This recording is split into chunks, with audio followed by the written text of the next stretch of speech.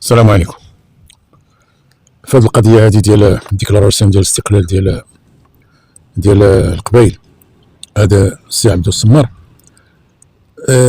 ذكر المغرب هنايا 6 ديال المرات، 6 ديال المرات، وتيقول المغرب لو ماروك لو ماروك لو ماروك، بينما المغرب ما عنده حتى شي علاقه مع هذا. تنهضر على الرسميين، اما اصحاب القنوات شغلهم هذاك، كل واحد حر، كل واحد حر، لكن شي حاجه رسميه ما كاينش عندنا حنايا. داك الشيء في سميتو شي حاجه، شي شخصيه ولا شي حاجه ابار هذاك سميتو عمر هلال اللي كان غير رد على هذاك الشمكار اللي كان يهضر على الصحراء الغربيه حتى هو حشالو. ولكن عبدو السمار ما فهمتش انا هاد 6 المرات اللي كيذكر المغرب وذكر الامارات واسرائيل وشي دول سميتهم، قال لك هادو كلهم كيساندو هاد القبائل. المهم السي السمار، خصك تعرف بان المغرب الرسمي راه ما عنده دخل ولا علاقه مع سميتو مع القبائل. الشعب المغربي، ماشي نقول لك كامل الشعب المغربي، وانما بعض الوحدين، ولكن على حسب هذيك القنوات ديالكم الرسميه والغير رسميه ودوك الذباب الالكتروني ديالكم، هذا راه كيزيد يدفع المغاربه باش يبداو يعلقوا مزيان على القبائل ويتقبلوها، لانكم نتوما ما تستاهلوش، ما مزيانينش. البعض فيكم كيدير راسو معارض، ما معارض ما زفته. هي معارض، من حقك تهضر على ما تقسمش البلاد ديالك، ولكن خصك تهضر حتى على ما تبغيش الحكام ديالك المجرمين يقسموا بلاد المغرب، ولا المغرب حلال والجزائر حرام. راك شفتي الكبرانات ديالكم ما قداهم الصحراء الغربيه، ولا اللي كيسميوها هما الصحراء الغربيه، والحمد لله راه استرجعها المغرب، وبغاو يديروا جماعه انفصاليه عندهم، وعاطينهم داروها النيت، ماشي غير بغاو يديروا وعطاوها بيرو وكيمولوها دابا المغرب ما تيمول ما تيدير، يمكن كاع ما معترفش كاع بداك الشيء، وانتم كتلصقوا ليه هذه التهم هذه، وما عندكم لا حجج ولا حتى شي حاجه، غير وليتوا غير تهرتفوا، وليتي حتى انت السي عبد السمار بحالهم، وليتي غير كتشد وتلصق. عندك شي دليل بان الامارات كتمول ولا كتساعد سميتو، ولا وقفت مع سميتو مع الماك؟ عندك شي دليل بان المغرب وقف مع الماك؟ هذوك الناس اللي تدخلوا وهضروا، هذاك شغلهم، هذاك فرد واحد ما تيمثلش الدوله المغربيه. من يقول لك الدوله المغربيه، الدوله السياسيه المغربيه، ما تيمثلش السياسه الخارجيه ديال المغرب.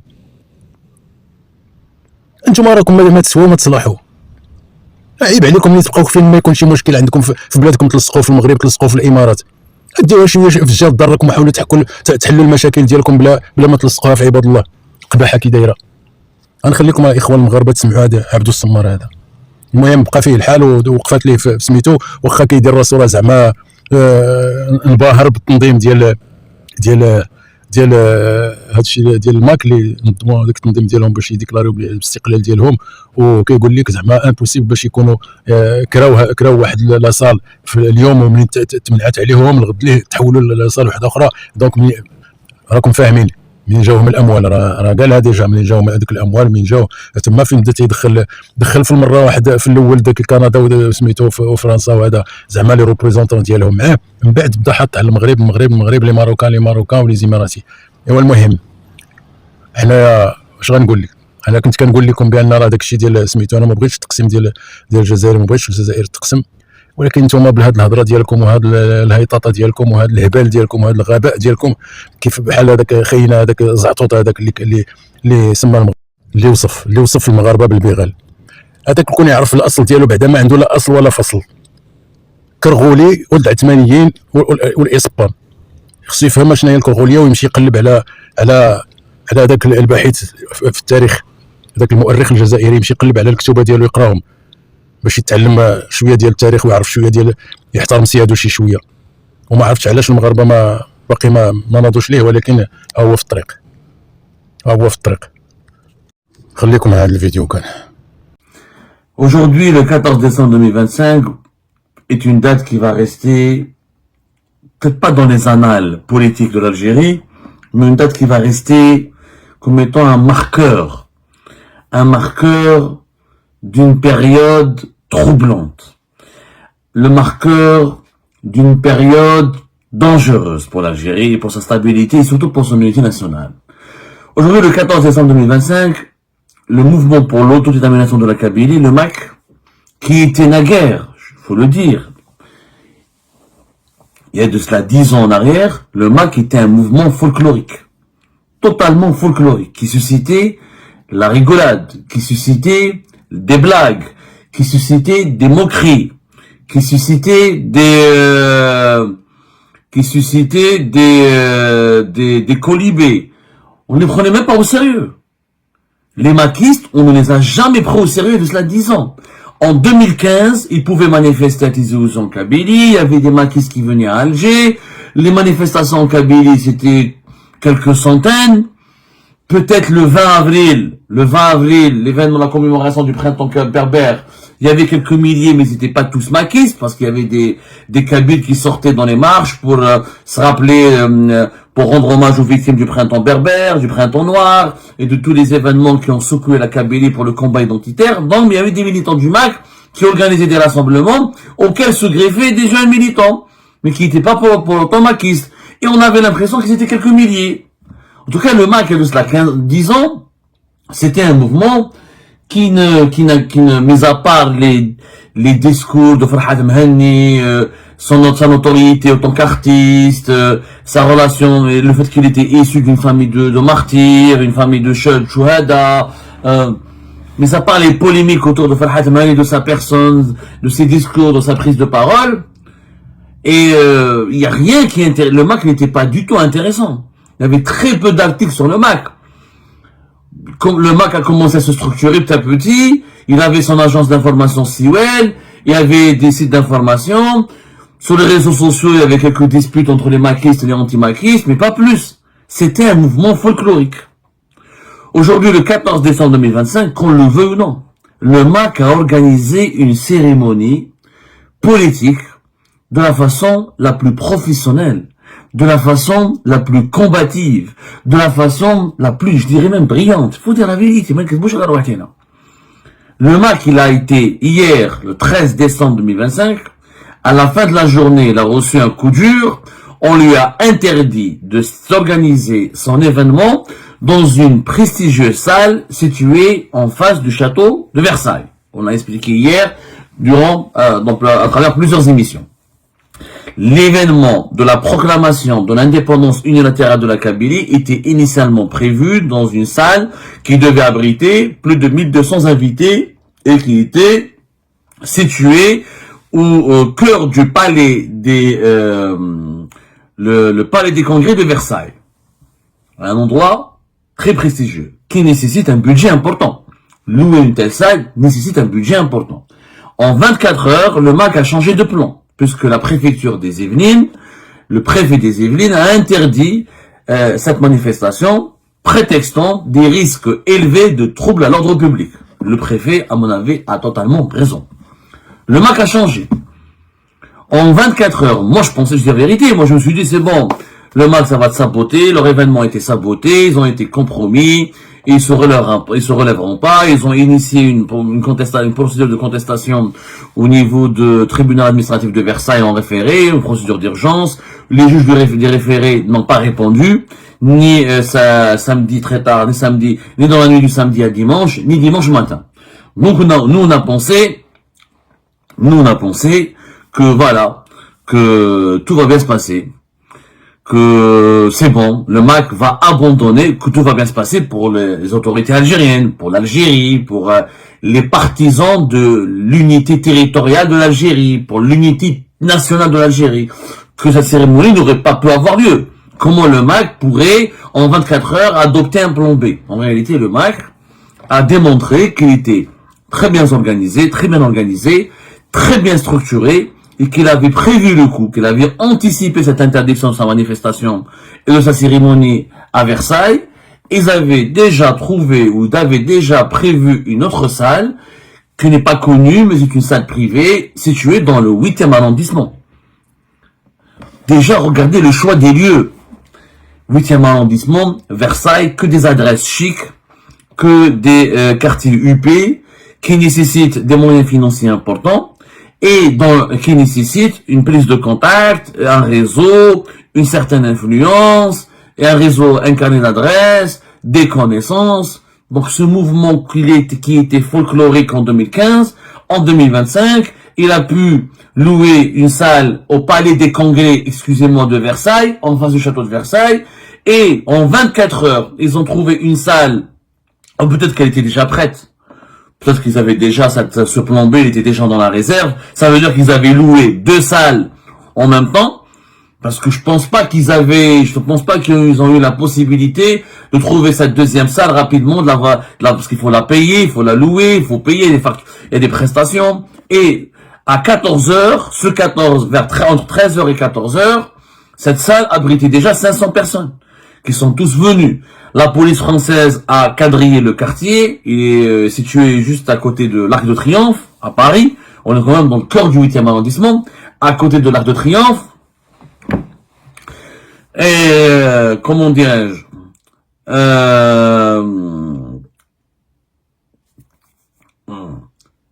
dispositif policier impressionnant, interdiction d'approcher d'entrer dans le quartier sans être contrôlé et fouillé par la police.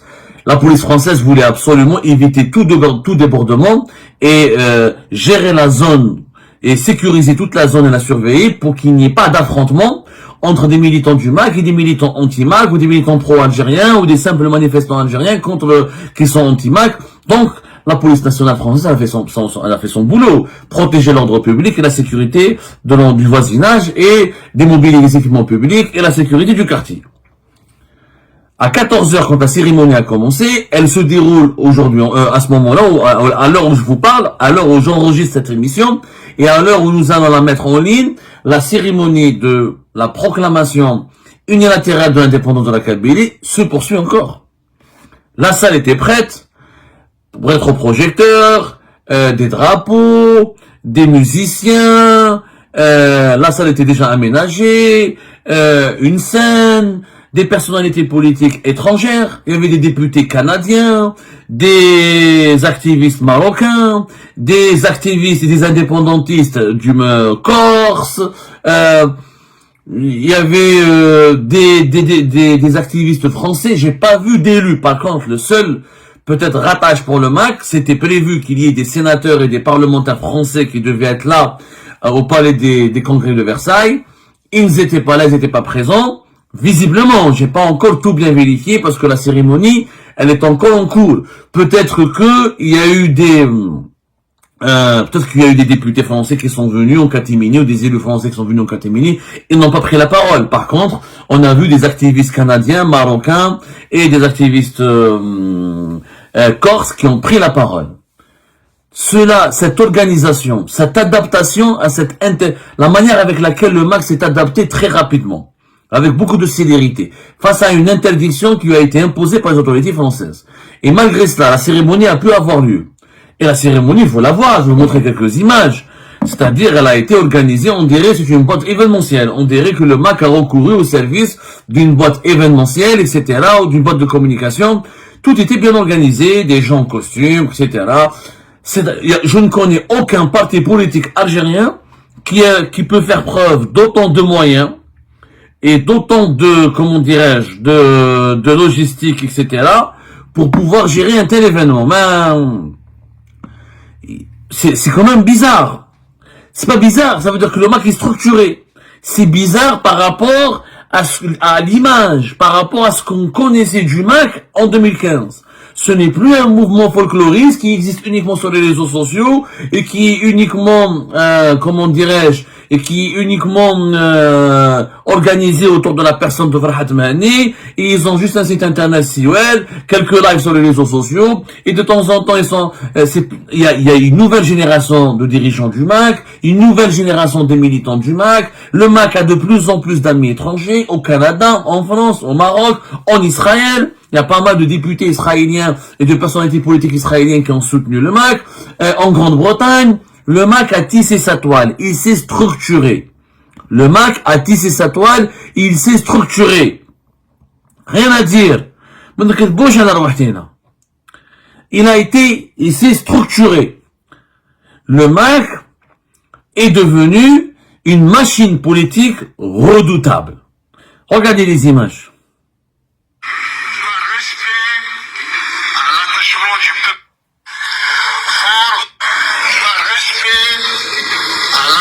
Du peuple kabyle à sa liberté et à sa dignité.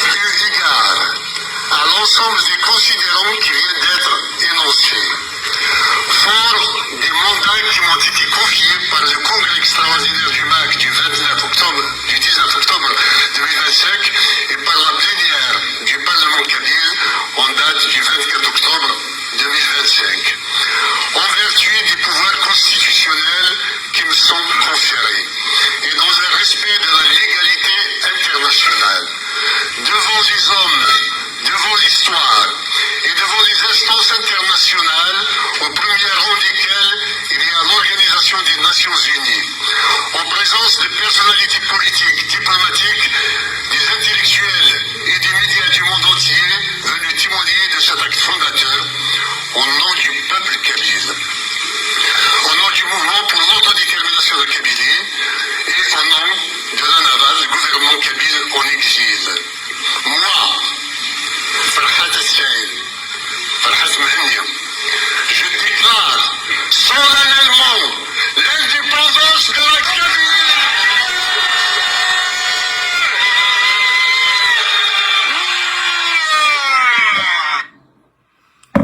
Vous allez me dire, mais Abdou, n'importe qui, polluer une salle, ramener des drapeaux, ramener de la musique, un micro, et raconter n'importe quoi, raconter des bobards, et proférer des mensonges et des conneries. En 2015, j'aurais peut-être dit oui. Mais aujourd'hui, c'est lui qui va dire ça, c'est qu'il est malhonnête. Non, ce n'est pas n'importe qui, en 24 heures, va trouver une deuxième salle après avoir fait l'objet d'une interdiction décidée par les autorités françaises. Et c'est pas n'importe qui peut organiser un tel événement en fédérant des personnalités, en invitant des personnes qui viennent du Canada jusqu'au bout du monde, d'Israël, du Maroc, et de Corse et de plusieurs autres régions de France. Et c'est pas n'importe qui peut mettre en place une telle logistique. Et c'est pas n'importe qui, quelqu'un qui peut utiliser un argumentaire, élaborer. Le MAC a élaboré un discours politique. Le MAC est devenu aujourd'hui une organisation politique structurée. Voilà ce que ça signifie le 14 décembre. Alors, c'est pas la déclaration d'indépendance de la Kabylie qui m'inquiète. On sait très bien que cette déclaration n'a aucun sens. Elle n'a aucune valeur. Sur le plan juridique, comme sur le plan diplomatique, elle n'a aucune valeur. Elle a juste de la valeur sur le plan médiatique et sur le plan politicien. C'est-à-dire qu'elle confère au MAC aujourd'hui une force de frappe. L'événement du 14 décembre 2025, alors qu'on pensait que le MAC c'est bon, il est compromis, il a été placé hors jeu, il a été mis hors jeu, hors circuit, il a été éjecté, il a été empêché par les autorités françaises, éjecté, maintenant empêché par les autorités françaises de déclarer, d'organiser sa cérémonie phare, on pensait que il allait essuyer une défaite. Il n'a pas été défait. Il n'a pas été défait, au contraire. Le MAC, il capitalise à chaque fois qu'on lui interdit de faire quelque chose, il ressort un plan B, ou il ressort de l'autre côté, comme je disais, à chaque fois, le MAC, il a une alternative. Ça veut dire qu'il a une base militante qui est là, qui travaille sur le terrain. Et qu'il a il a des relations avec des réseaux étrangers, institutionnels, non institutionnels, partisans, non partisans, et qui commence à avoir des finances. Parce que financer une telle opération, il faut de l'argent. Louer une salle au niveau du palais des congrès de Versailles, il faut de l'argent. Vous allez me dire, c'est les puissances étrangères qui lui donnent de l'argent. C'est encore pire. Mais pourquoi une puissance étrangère, quelle que soit son identité, irait donner de l'argent au MAC? C'est parce qu'elle a vu dans le MAC un outil de pression, un outil d'influence, une arme qu'elle pourrait utiliser contre l'Algérie. Auparavant, personne, aucune puissance étrangère, ni aucune entité étrangère n'aurait pu percevoir le MAC comme étant une arme ou comme étant une entité sur laquelle il faut investir. Le MAC, aujourd'hui, il est allé loin. Il est allé très très loin. Et il a profité des erreurs et des bêtises de l'Égypte Tebboune. Aujourd'hui, on doit se mobiliser pour sauver notre pays face à ces mouvements radicaux, face à ces idéologies radicales qui, elles, se structurent, ces mouvements se structurent. Et encore une fois, le fait de la persécution bête et méchante, la politique de terreur qui a été exercée par le régime Tebboune contre le MAC et ses militants, et les confusions et les amalgames qui ont été entretenus par cette politique de propagande, cette politique de terreur, et l'élaboration d'une stratégie machiavélique qui est uniquement basée sur la répression, sur les emprisonnements, sur comment terroriser les familles les plus proches et tous les membres des familles de l'entourage des dirigeants du MAC a magistralement échoué. Le MAC n'a pas été affaibli pour une raison simple. On ne réprime pas, on ne persécute pas une idée comme ça avec sans qu'il y ait des conséquences. Il fallait dès le départ considérer le MAC comme une menace politique et apporter une réponse politique. Aujourd'hui, le MAC, il a démontré qu'il est structuré. En face du MAC, il n'y a plus aucune structure politique qui est capable de faire comme le MAC. Est-ce que le LCD en Algérie peut organiser un tel événement à Tizi Ouzou, ou à Bchaya, ou là à l'étranger? Est-ce que le LCD a une base militante comme le MAC? J'en doute. Est-ce que le FFS il a la capacité d'avoir 2 salles en France, à l'étranger, etc. en 24 heures? J'en doute. Est-ce que le LCD ou le FFS peuvent avoir, par exemple, des amis au sein des parlements étrangers? J'en doute. Avant, oui. À l'époque de Bouteflika, le LCD et le FFS ont été les barrages contre le MAC. Ont été vraiment de véritables barrages qui barraient la route au MAC en Kabylie. Aujourd'hui, la route, elle est libre pour le MAC. Le régime Tebboune a détruit toutes les formations politiques. Il a détruit tous les mouvements politiques crédibles. Il a emprisonné tous les élites. Il a clochardisé toutes les élites. Il a détruit, il a ruiné la scène politique algérienne. Après le MAC, Wahdo sur le terrain. À partir du moment où il a le terrain entièrement pour lui, le MAC a su comment l'occuper. Bien sûr, il a tissé des alliances avec les étrangers, il a surfé sur la question palestinienne, il s'est aligné sur Israël, il a tout fait, le MAC, pour plaire et pour draguer l'extrême droite israélienne. Ça a marché puisque l'extrême droite et la droite nationaliste israélienne a permis au MAC de se rapprocher des lobbies britanniques et américains qui sont puissants, qui sont importants. L'extrême droite et la droite française, elle est solidaire avec le MAC, on le sait. Il y a des députés de la droite et de l'extrême droite qui ont accueilli la déléguation du MAC au niveau du Parlement français ou au niveau du Sénat français, chose qui était inimaginable auparavant. Pourquoi? Parce que la France, à travers toutes ses composantes politiques, n'avait pas de problème, n'avait pas de relation conflictuelle avec l'Algérie à l'époque de Bouteflika. Mais comme Tebboune, il s'est créé des ennemis partout, il s'est créé des adversaires partout, et ben ces ennemis, ces adversaires, bien sûr, ripostent et font alliance. Vous connaissez le vieux adage, l'ennemi de mon ennemi est mon ami. Et donc, ils se sont intéressés au MAC, ils ont récupéré le MAC. Et au MAC, il a fait tout simplement de la politique politicienne de la façon la plus opportuniste. Il a été un opportuniste de façon brillante. Il s'est rapproché de tous les pôles, de tous les États, de toutes les puissances. Il s'est rapproché de toutes les entités qui avaient un problème direct avec le régime Tebboune. Il a capitalisé sur les mauvaises relations du régime Tebboune avec la France, avec le Canada, avec les Émirats, avec le Maroc, avec les pays pro-israéliens ou les mouvements pro-israéliens. Et ça a permis au MAC de tisser sa toile. Une autre politique est aujourd'hui nécessaire en Algérie. Une autre politique, parce que plus on persécute, c'est comme avec les islamistes des années 90. Les persécutions des militants du FIS, les tortures qu'on leur a infligées, les détentions arbitraires, la persécution de leur famille, les perquisitions, les répressions, toutes les répressions qui ont été commises à l'encontre des militants islamistes ont renforcé le maquis terroriste. Ont alimenté le maquis terroriste. C'est quand quelqu'un, on va l'humilier, on va abuser de lui, c'est quand on va le rabaisser, c'est quand on va le torturer, quand on va le violenter, on le pousse à rejoindre le camp le plus radical, on le pousse à se radicaliser dans un mécanisme d'autodéfense, on le fait basculer dans la violence et dans la radicalité. Aujourd'hui, le MAC, il a eu plus de sympathisants qu'à l'époque de Bouteflika. Pourquoi? Parce que Tebboune l'a trop médiatisé, il lui a donné un statut. C'est le statut d'un mouvement terroriste qui menace le pays. En l'élevant au rang de mouvement terroriste dangereux et en le persécutant de façon brutale et encore une fois très sévère et quotidienne, ben le MAC a suscité l'empathie en Kabylie comme à l'extérieur de la Kabylie, y compris au sein de la communauté internationale. Il faut absolument qu'on se remette en cause. Lyoum Tebboune, je vous conseille de revoir sa politique. La politique de l'agressivité, de l'approche basée sur la barbarie, sur l'animosité, sur la brutalité, elle a échoué. Le MAC se renforce. Le MAC est devenu un mouvement structuré qui peut menacer, parce que maintenant la question, jusqu'où va aller le MAC? C'est pas le 14 décembre qui compte, c'est ce qui va se passer après.